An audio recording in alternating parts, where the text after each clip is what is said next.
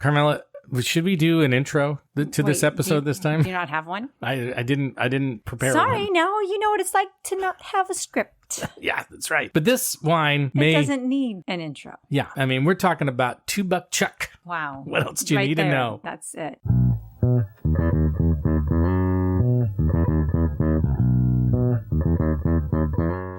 Hello, and welcome to the Wine Pair Podcast. I'm Joe, your sommelier of reasonably priced wine, and this is my wife and my wine pairing partner in crime, Carmela. Hi there. And we are the Wine Pair. And if you are new to the podcast, here's a quick orientation. Each week we explore a different wine varietal or blend like Pinot Noir or Bordeaux or Sauvignon Blanc. Woo! And we dive into what makes it unique and special and worth learning about. And our goal is to help you expand your wine knowledge in a fun way that normal people can understand. And not abnormal people, just normal people. Wow. And we also taste and review 2 to 3 wines under $20 each. This week it's 3, and Carmela's super happy about that. I'm so happy. Yeah. Woo! And we share our scores and recommendations with you to help you find great wines without breaking the bank. Wow. So- what makes you think I'm not happy about it? I don't know. You So just want to get drunk. No, that's right. So thank you very much for joining us, and we're proud to say that Decanter Magazine calls us fun, irreverent, Chatty. and entertaining. Okay, I just want to do a quick thank you to Carmela because this past week we surpassed 50,000 downloads. Oh, because of little old me. That's right. And so we want to thank all of you for your support, and we are really quite humbled to know that so many people have chosen to spend time with us. Hooray. It's the normal and abnormal. That's right. All 50 grand Because of them. I'm the abnormal one, probably. Let's hope not. Okay, today, Carmela, we ask the age-old question once again. Just how bad or good is 2 Buck Chuck? Love it. Yeah. The last time we did this in a previous episode called Wallet-Friendly Wine Reviews, we compared 2 Buck Chuck Cabernet Sauvignon to 2 other Cabernet Sauvignons that were under $5. And the results were, I think, interesting. First, 2 Buck Chuck actually performed the best of the 3. So great. Yeah, and we also found 2 of the worst wines we've ever tasted in the other 2. No. So it was kind of relative. It was kind of relative. We don't even like those wines necessarily. No, so, but in that case, it's just not in our, it's not in our favorite list. No, it's not. But 2 Buck Chuck was the least crappy of the crappy wines. So how about that? Look at that. But you know what? That was then, and this is now. So today we are once again seeing first if 2 Buck Chuck Sauvignon Blanc is drinkable, and second, we have 2 other low-priced Sauvignon Blancs to see how Chucky stands up against them. Wow. I call them Chucky. You did. Mm-hmm. And as we mentioned in the previous wallet-friendly episode, the vast majority of wine sold in the United States, nearly 2/3 of it, is under $8. Can you believe that?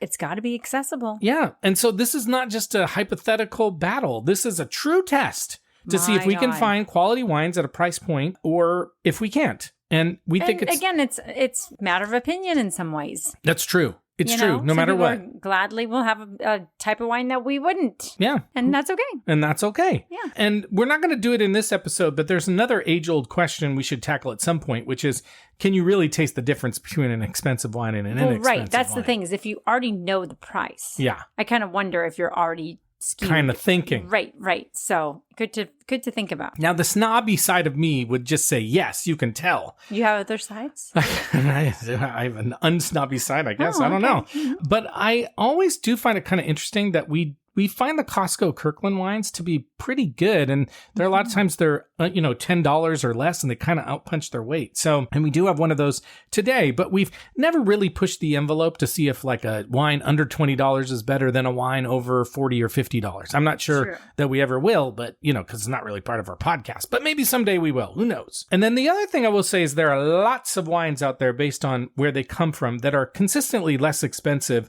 and consistently good. So I'm talking about wines like Cava, which is generally pretty reasonably priced, or Vino Verde or Malbec. So there are wines that you can get on the regular that are lower priced and are generally pretty good quality. So it's not impossible to find that. No. But today we are focusing on cheap Sauvignon Blanc. I mean, cheap. It's not even like inexpensive. No, We're just going cheap. down the cheap It's hole. cheap, yeah. But Sauvignon Blanc, contrary to what you mentioned before, contrary to Cabernet Sauvignon, is one of our favorite wines. Right. Like we love Sauvignon Blanc. And it's generally an inexpensive wine. We're going to talk about that in a little bit. But we're going to see how Two Buck Chuck fares against two similarly priced wines, one of which, again, is the Costco Kirkland Sauvignon Blanc. One of our favorites. I know. It's a stand. It's kind of a standby. So this is going to be a tough hill for Chucky to climb. I'm telling you, if that outweighs this. We got some. Would we be parting ways?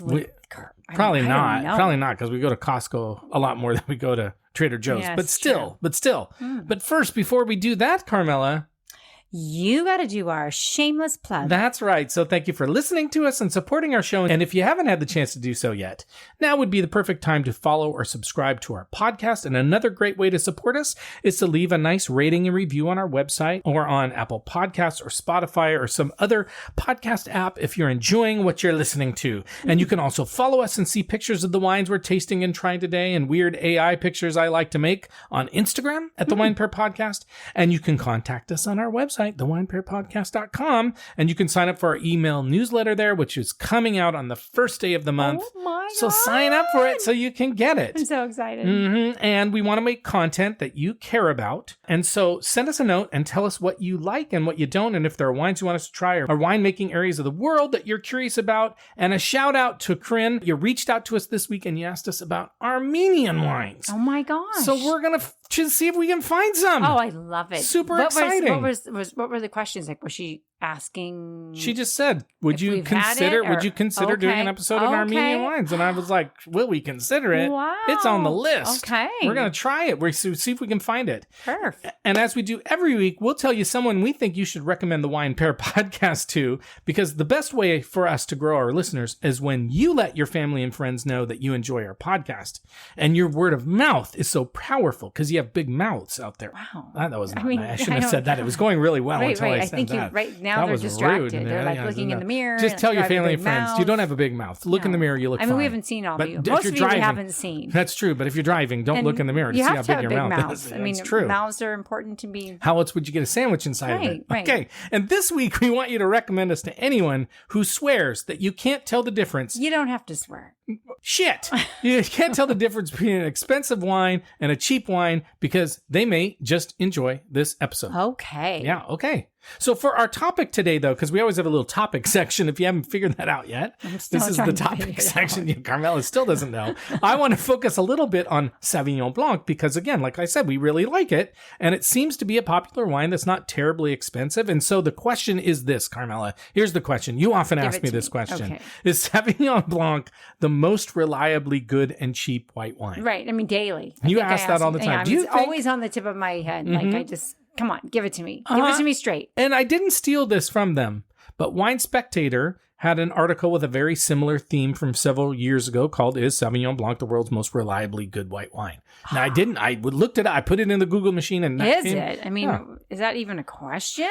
Well, here's some reasons why, Carmela, it's not really a question. Why Sauvignon Blanc is a great wine and why it's reliably inexpensive. Are you ready? Yes. Are you ready to learn? I'm so ready. Listening ears on. Okay, first of all, it's a pretty reliable wine. And by that, although there are some crappy ones out there, and we'll see if we have a crappy one or two today, Sauvignon Blanc is like pizza to me.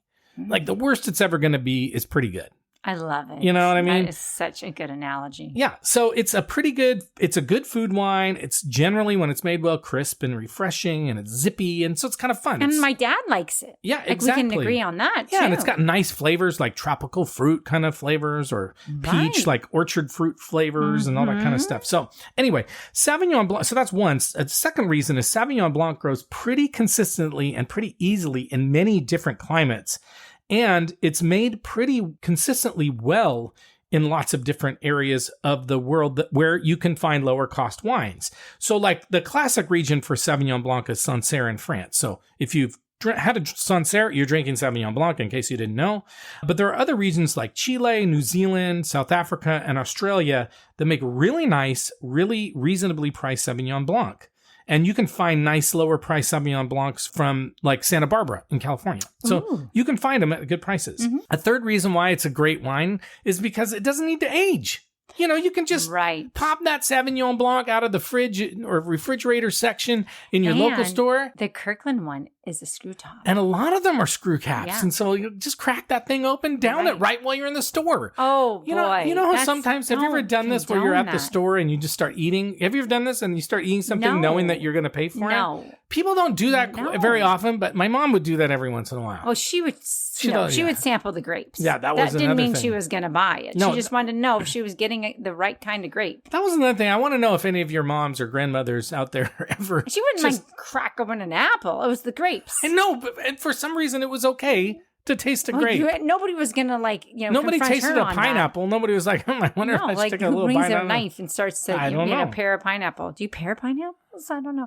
But the thing is that nobody was going to go after your mom. No, my mom would. She was intimidated. Yeah, she would. All knock 5 3 one of her. Exactly. 3? I don't think so. Well, she got smaller as she got older. Did, yeah.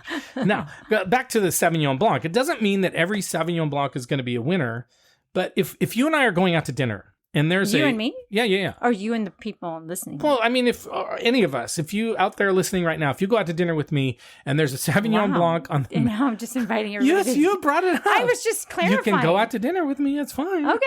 But if there's a Sauvignon Blanc on the menu, I'm going to be pretty, especially if it's like from New Zealand, I'm going to be like, that one's probably fine.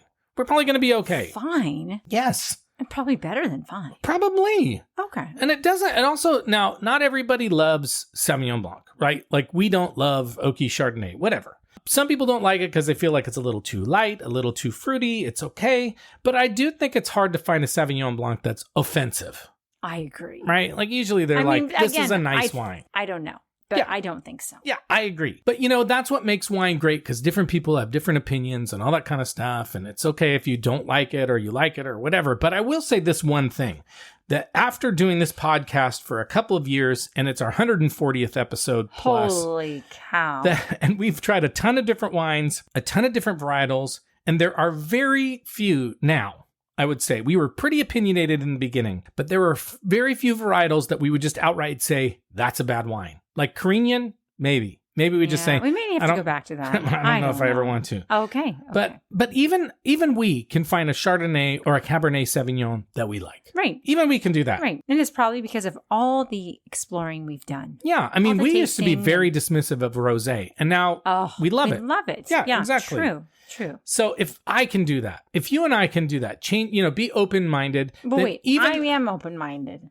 Okay, so you're saying I'm not always open-minded, which I think is always. fair. That's fair. But even the most diehard Sauvignon Blanc hater, I think, can figure it out. True. Yeah. So on that note, I think it's time to find out a little bit more about the Sauvignon Blancs that we chose for this episode. What do you say? I'm shaking my fist. I know. I know. I don't know if you're mad at me or I don't know. I'm just not going to question. Just go ahead. I'm like the Hulk. I'm always mad. Wait. Oh no. Yeah. You are a little like the Hulk, but a little bit. That's Bruce okay. Banner. Yeah, exactly. So Carmela, as usual, all the wines we've chosen for this episode are under $20, and all of them should be very easy to find because I bought one at Trader Joe's, obviously. No, I bought one at Costco, and I bought another one at Target. Oh my God! Remember we did a Target run last weekend because our son was starting school, and we had to furnish his apartment, and I just popped in a little Target Sauvignon Blanc in there as well. I remember. Yeah. Did you like how I said wine.com? Yeah, I did, because I usually do buy a lot of wines from wine.com. I do listen, see? But I got it completely wrong. It only took 140 episodes. I should have known that wasn't where you bought these wines. No, well, yeah, exactly. Anyway. But Sauvignon Blanc, not a hard wine to find. The first wine we're going to try is the 2022 Charles Shaw Sauvignon Blanc. And I'll be honest, I could find barely any information about this wine, so there's really not too much to say. We know that $2 Chuck, which in this case is $4 Chuck because it was $3.99. Liars. I know. It's made by the Bronco Wine Company. They make all of the Charles Shaw wines, and they are a huge winemaking company that has a ton of brands. And we know this is a California product because it says so on the bottle, but that's about all I can tell you. Okay. So let's move on to our next wine, which is the California Roots Sauvignon Blanc. It's a Target special. It's found at Targets. Mm-hmm. And there's no year on the wine, which always makes me a little bit suspect. Okay. And this is another wine that's just from California. Although they do say They source their grapes from many different sources. What? Yep. They source from many different sources. Across, California, whatever. Okay, Anyway, on the label, the wine says that it's won over 100 awards, but they don't say what. They don't say which award. It could be some guy in the office down the hall. You get an award. You get an award. This is my favorite Sauvignon Blanc. Everybody gets a participation award. Exactly. Mm-hmm. And then I will say too that the alcohol content on this wine is a little high for Sauvignon Blanc. Oh. It's 13.5% alcohol. What are they trying to disguise? This is one of my issues here. It's a screw cap, so they got that. But wine enthusiasts did give the wine a Best Buy in 2020. Oh, now I don't Best Buy rating. Sorry, and a Best Buy rating, but I don't know if it's because they don't have a year on it, so I don't know. Right? There was a tech sheet for this wine. And they say, again, the wine is crafted from premium grapes grown under the warm California sun. They also say the wine is cold fermented at 60 degrees Fahrenheit and aged exclusively in temperature-controlled stainless steel tanks. So that's good. All those things are good if you want a crispy, nice, crisp Sauvignon Blanc. But the high alcohol has me a little worried. That's going to be interesting. Yep. Now, the last wine, as you said, is our standby, the 2023 Kirkland Signature Tea or Tie Point Marlborough Sauvignon Blanc. It's a solid wine. It's reliable. We never we're fine. Like break always this one, down we're good. For a bottle of that. Now, this wine got an 8.3 rating from Reverse Wine Snob, and Wine Enthusiast actually reviewed this wine and gave it an 86, which is not bad. They called it an easy poolside sipper, which is fine. Mm-hmm. And last year, the 2022 got an 89 from Wine Spectator, and it was their wine of the week in November last year. So if wine of the week. Yeah. Okay. There's only one wine each week. Wow. And that was it. Wow. So if you have the 2022 vintage, good. We have the 2023. We'll see what we think about it. Mm-hmm. And this is also another one of those Kirkland wines where the producer is okay showing who they are. Something a lot of these private label producers don't usually do when they're doing their, wines for private label wines. But the wine is made by Tea Point or Tie Point Wines from New Zealand. But I think that's enough information, Carmela. I think it's time to get drinking. So participation points, if you have one of these Sauvignon Blancs or just any old Sauvignon Blanc or frankly any wine at all, drink along with us, have some fun, and we'll be right back.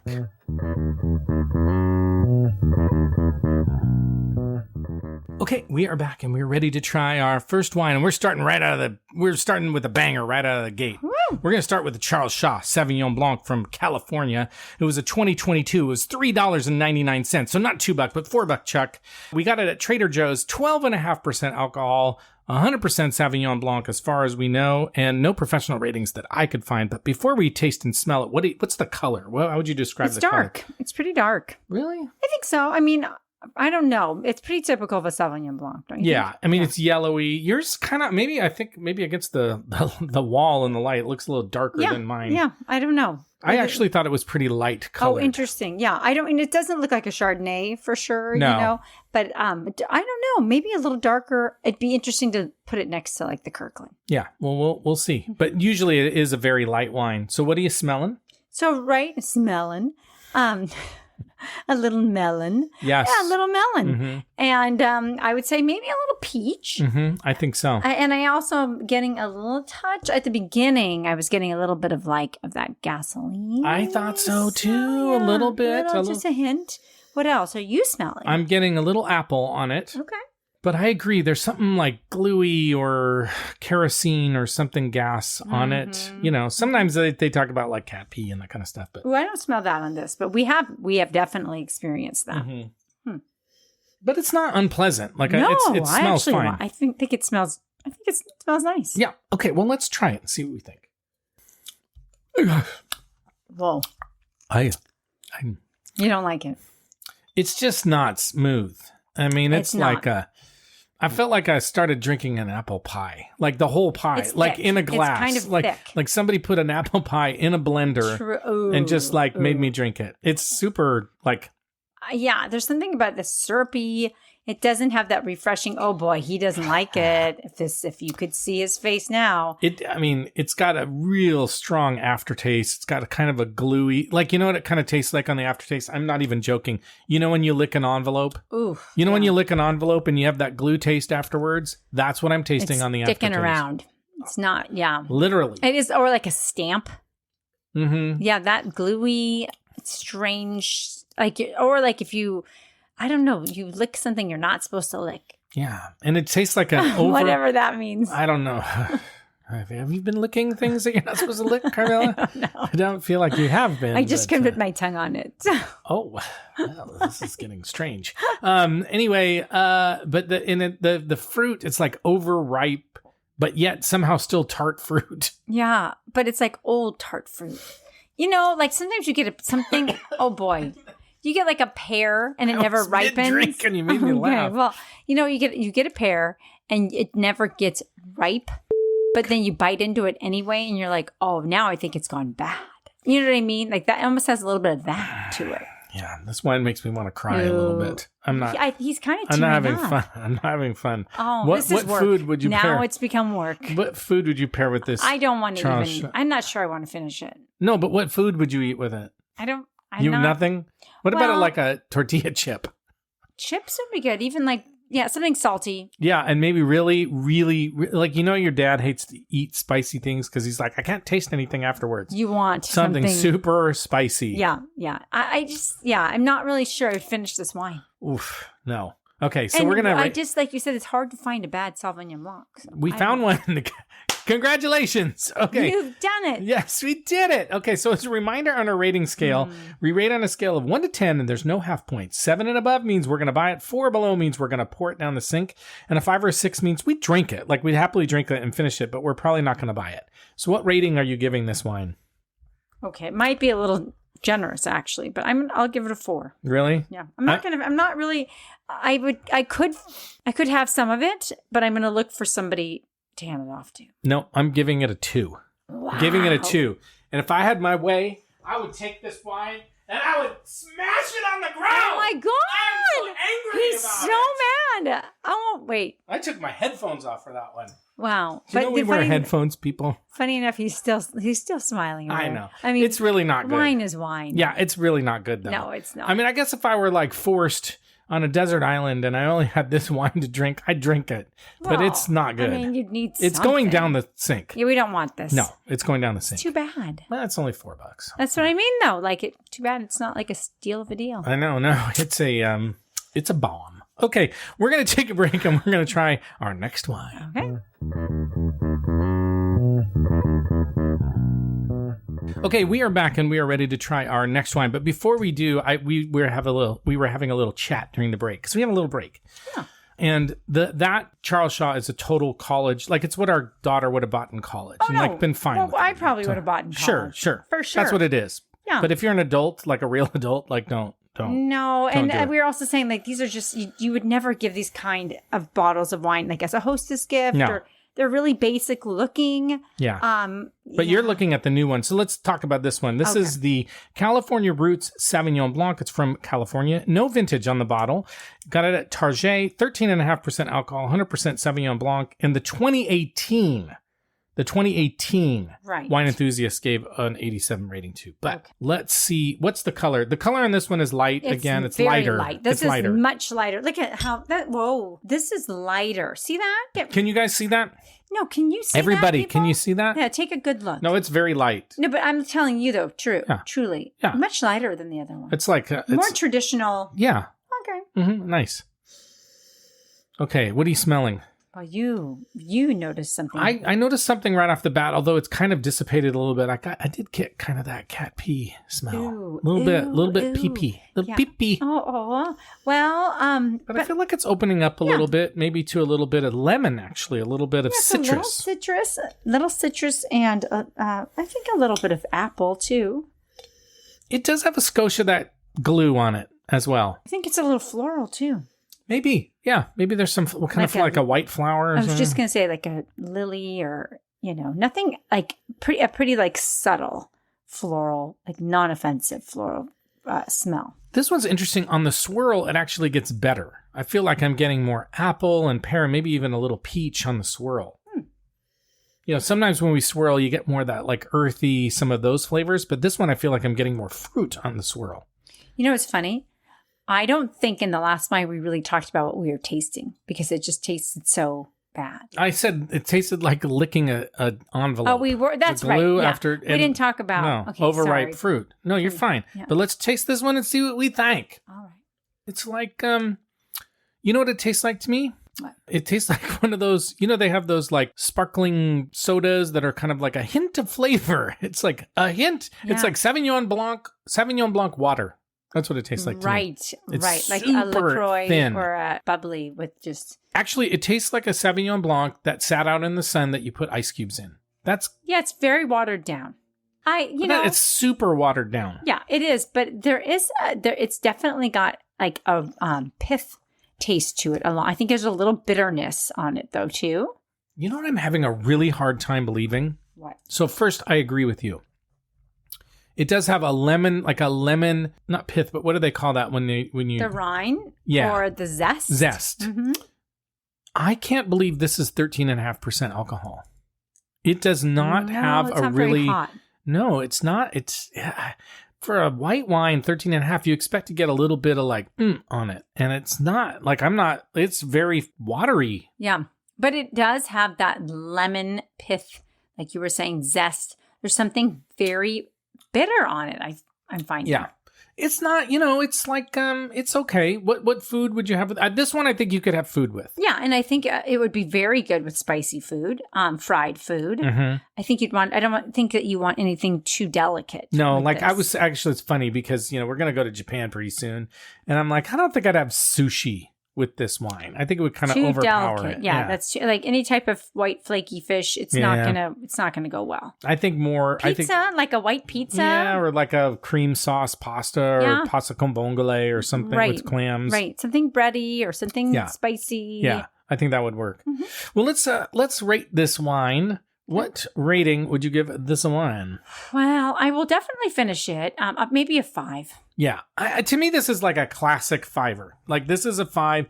If somebody served it, fine. You're like, I'm fine. I'm fine with it. I wouldn't buy it. Like, it's not very good. Like, it's not bad. It's not good. It's mid. It's meh. It's men's and men's, as the Italians would say. But it's like, if we were at a party and somebody was serving this, fine. Right. I wouldn't be like, what? No, it's not offensive. No. This to me is the example. Now, Charles Shaw kind of broke it, but this is the example of like, which it's going to be is pretty good. Like, okay, that's fine. Right. It's fine. It's not offensive. This is a good bulk wine. Like if people are buying it for a party, a big event or something, like this would be something I could see being served at something like that. Totally agree. I'm with you. People get a little loopy, 13.5%. Well, I will say this is a little dangerous because it is, it's 1 percentage point higher in alcohol than the last one. But, 13.5% is not anything to like play around with. No. It's not like you're going to, because you could glug this wine, I think. Yes. Because it's very in the summertime, a little sipper. Or you get like a bunch of college kids in a room, like they could just pound this. Wait. I hope these college kids are... They're 21. Yeah. They're 21. Okay. They're 21. Okay. The room is for 21-year-olds. But my point is, like, it's a little dangerous from that perspective. Yeah, I think so, too. But, but for us... No problem. Ow! Getting crunk. All right, we're going to take a break and we're going to try our last wine. Okay, we are back and we are ready to try our last wine. This is she's got a big smile on her face. The Kirkland Signature Tea or Thai Point Marlborough Sauvignon Blanc from New Zealand. It's from Marlborough, New Zealand, 2023. It was $7.49 at Costco. Yes. 12.5% alcohol, 100% Sauvignon Blanc. And again, Reverse Wine Snob gave it an 8.3 and Wine Enthusiast gave it an 8.6. And I will say the color is even lighter. It's the lightest of the three. It's super light. It's almost like champagne colored. There's the champagne color. And a little effervescent, like tiny bubbles. But don't you think it's like that's champagne color? Yeah, it's pretty. Yeah, it's nice. Okay, what are you smelling? Well, you're definitely getting that acidity on it. Like I'm finding that there's lemon, lime. It's just kind of crispy. It's like that crispy fresh air. Mm-hmm. I do think I'm getting a little tiny bit of like natural gas smell on it. Okay. There's almost something vegetal on it, I would say. Really? Like almost something asparagus-y on it or something. Oh. But I'm getting... to say pea again? Pee. But I am getting a little bit of... I am getting lemon. I'm getting some apple. Mm-hmm. a little bit of like pineapple. I think I'm getting a little pineapple, a little tropical fruit on it. I think so too. For sure. For sure. Yeah. There's a little bit of that sweet and sour theme to it. For sure. Kind of like a Sour Patch. Or orangey, like a little orangey too. Okay, well, let's try it and see what... Oh, she's still writing. She's writing. You know what she does? Is she writes down the notes of what we're saying so that when we go back and say what the taste profiles... See how well we did. But half the time she doesn't remember what she wrote or she can't read it because she's writing like a fiend. I scribble. It's terrible writing. You would never... Nobody else would be able to read it. I can't read it. No. Okay. That's why I do it this way. Exactly. Well, I see. It's like a secret code for yourself. Okay, well, even I can't decode it. That's how bad it is. Okay, now... or good. How good it is. Let's try it. Boy, we just gulped that. Yeah, it's nice. It's. I mean, to me, it's very tropical fruit flavor. It's got a lot of lemon on it, a lot of pineapple. It's nice. It's a great food wine too. Like I feel like we have this a lot, like Sunday dinner. Like before we're sitting down to have the meal, we're having this with light appetizers, charcuterie. This is also like a zippy. This is a wine that you would describe as zippy. It's got like that is. It's got racy acidity, which I love. I do too. It's like I don't know how to describe it better than zippy. Yeah, it's refreshing. It's like you're not drinking something heavy. It's very lemony. I will say this version of the Marlboro, the Tea Point, is very the 2023. Lemony. It's very lemony. Don't you think? I do. What would you have with it? I was talking about charcuterie, but. I mean, obviously, I would do fish with this. This is one you could do. You could do like fish, sushi rolls, spicy foods, fried foods. It's very versatile. I think it's nice. I think it is pretty acidic and pretty lemony. So I do think there might be something like I'm not sure. This would go great with chicken. I'm not sure how great it would go with like a white pizza. It would go really nicely with the pork, like a pork loin or something. Because it's just that lemon, it just cuts through a pork, like a nice katsu or a cutlet or something. A schnitzel. I feel like a lemon caper cutlet or what is it? Chicken piccata? Oh, piccata. Is that what it's called? Piccata. Piccata? I should know. Be great, but that's not fried. That's the... What?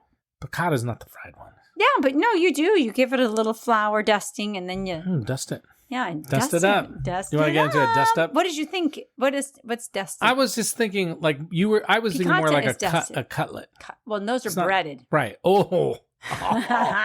There's a clear difference there, dear. I got wife-splained right there. I got wife-splained. I can't even say it. She's even got the wife-splained like body language going on. So what you do though is her arms are akimbo. You dredge it in flour. Oh, shit.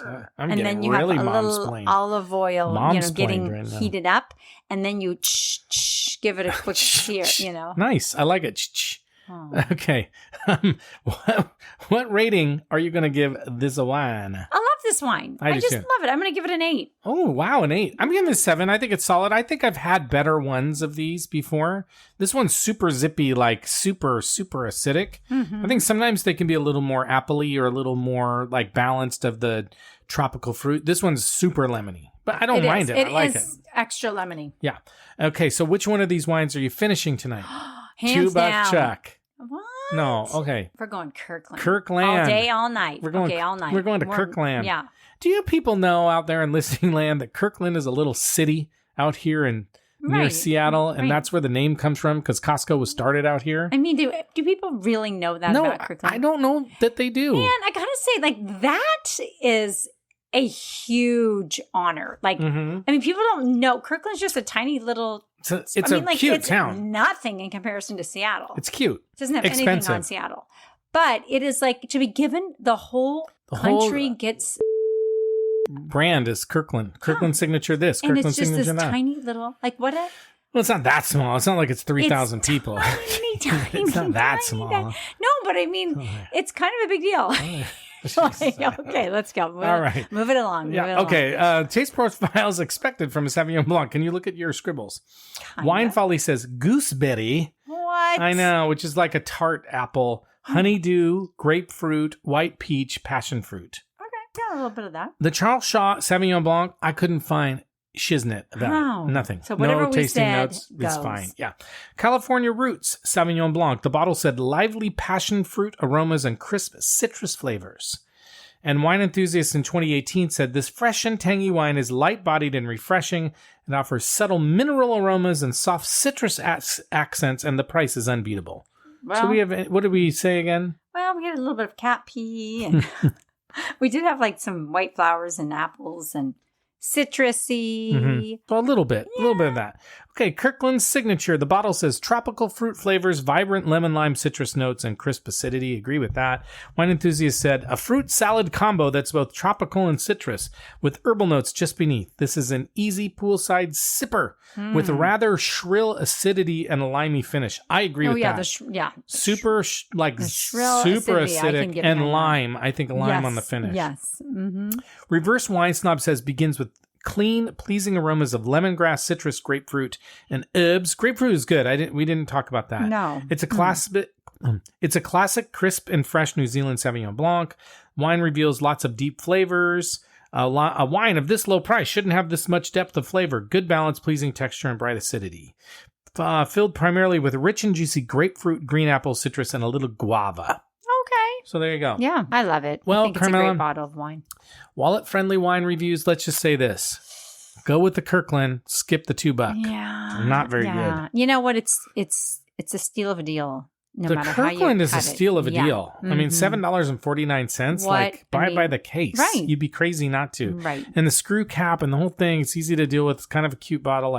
And this is actually one where, sometimes you feel a little bit like, Kirkland wine, should I be serving this, at a party? For sure. People, this is one of the ones that they... I would say the Prosecco, the Kirkland, this Sauvignon Blanc and the Malbec are ones where people are like, great, thank you for buying that. No problem, yeah. Mm-hmm. And we know you didn't pay a lot, but we're okay with it. Mm-hmm.